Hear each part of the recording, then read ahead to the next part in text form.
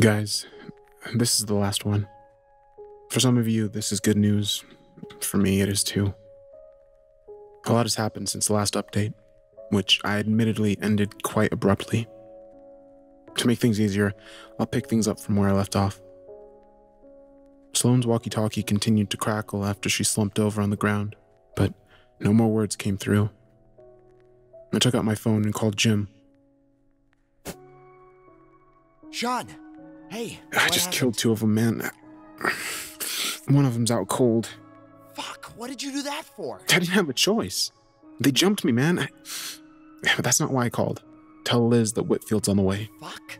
Just tell her. How's Kowalski doing? All right, considering he's tied up. Okay. Stay put. I'm going to see if I can find McClellan. I hung up the phone and put it in my pocket, strafing around the house, my eyes scanning for any sign of McClellan. Someone called from somewhere to my left.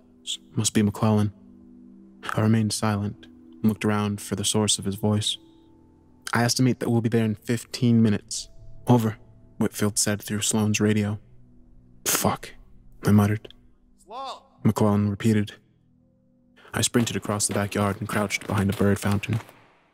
I could hear his voice getting closer. Finally, I could see him nervously inching closer to me. I stood up to move and his eyes locked onto mine.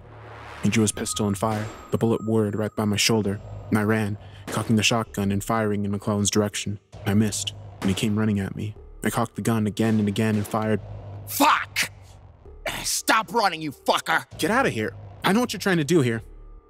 Oh yeah? And what will you do about it? Kill me? Kill fucking Whitfield? Good luck with that one, pal. What did you do to Sloan? She's unconscious, but alive. At least until you put down your fucking gun. You're one to talk. Drop it. I lowered my gun, and he lowered his. You're treading on thin ice, prick.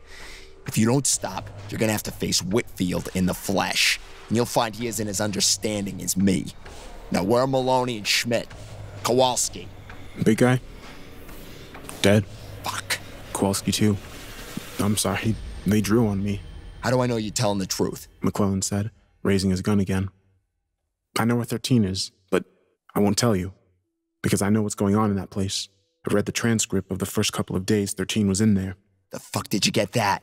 It got put on that bullshit emergency alert message. If I have to guess, she put it there to discredit you guys. Whatever you read, you have to believe me. 013 is dangerous, okay? Well, it's not like you aren't. Look, kid, put your gun down. I won't hurt you, but you need to let me know where 013 is. I'm not dropping my gun. But she's in there. I pointed to my dead neighbor's house. For real? You're not playing me? No, I'm being honest. Okay. He turned around to enter the house. Okay. I'm trusting you here. I nodded. Be careful, man. I know what I'm doing. While his back was turned, I quietly started backing away. You know what? I'm not gonna turn my back on a guy with a gun in his hands. So why don't you put that shit down, huh? Okay, I said, dropping the shotgun. Thank you. McClellan said in exasperation. Now you stay put so I don't have to do something rash. Yeah, I said, continuing to back up. You hear that? He asked, turning around. What? A car. I listened for the noise in question, and I found it. Tires on gravel. I turned around and saw a car pulling into the driveway 3 houses down from my house. That's probably Whitfield. I advise you to act on your best behavior, kid, else you're gonna have a bad time. McClellan, said a man from the passenger seat of the car as he opened the door. Who's the kid? Civilian. Killed the others except Sloan.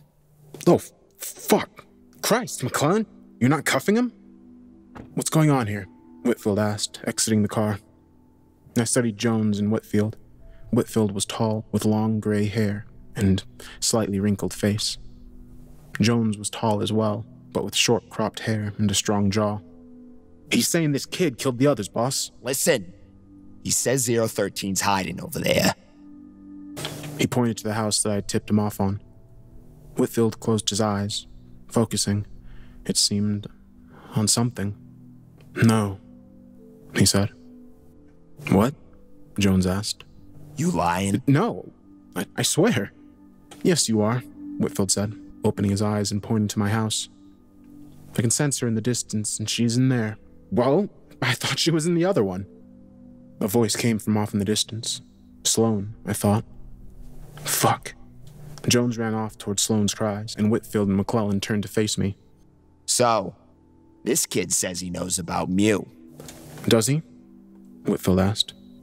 Well, something will have to be done, won't it? Give me his gun. Sir, are you certain? Yes, McClellan. Now give me his gun. We don't have all day. The sweepers will be here soon to wipe out the town. The copies will be placed shortly thereafter. Now give me the gun. Sir, he maybe some assistance. You know, with the cloning. He knows too much to live, Whitfield said as my heart pounded in my chest. Pick it up and give it to me. McClellan swallowed hard and bent over to pick up the gun. He grasped it in his hand and stood up straight again. Fine then.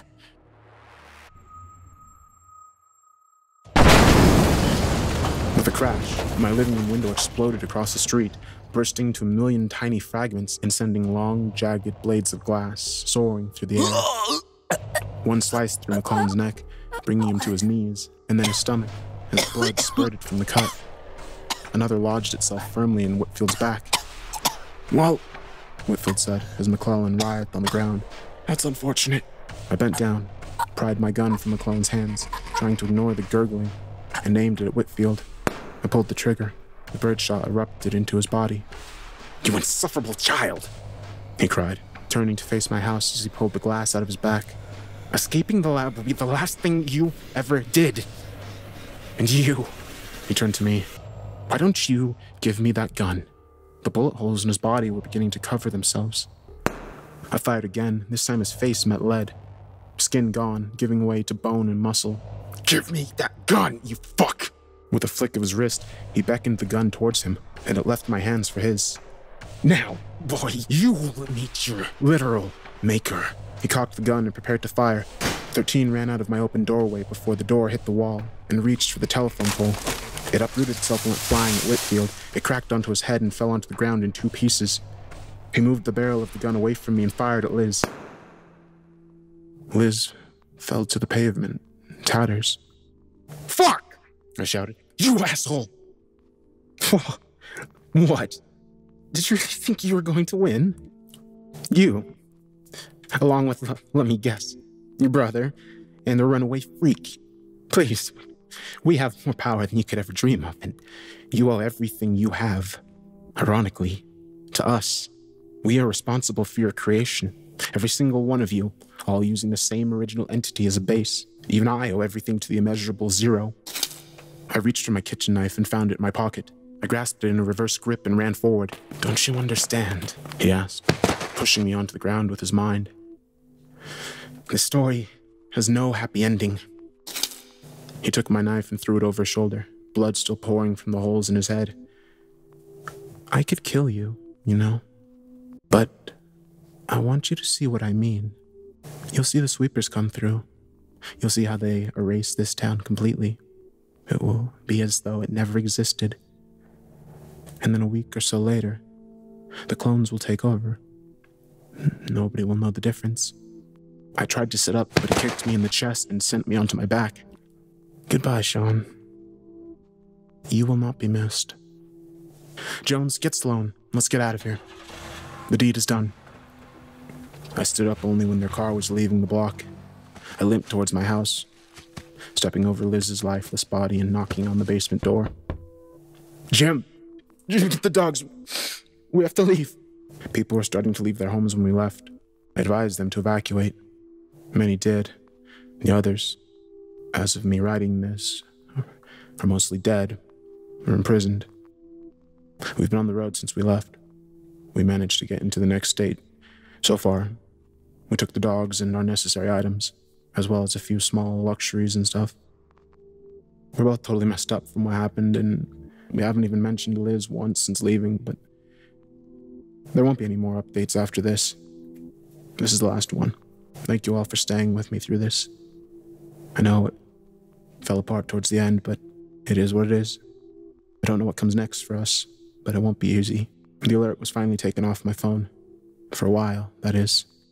While sitting at the Wendy's parking lot and waiting for Jim to get back, I received another alert.